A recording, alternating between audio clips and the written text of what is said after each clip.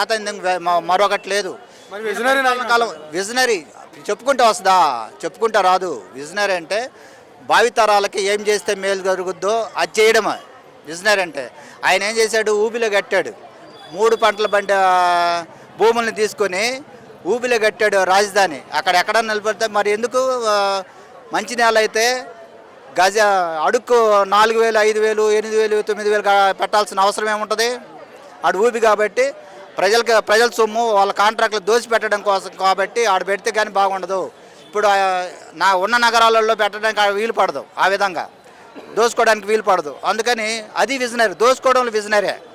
దానికి అతన్ని మించిన విజనరీ నాయకులు లేదు. ప్రజాధనం ఎలా దోచుకోవాలా, చట్టాలకు ఎలా దొరకకుండా తప్పించుకోవాలని దాంట్లో మాత్రం విజనరీ.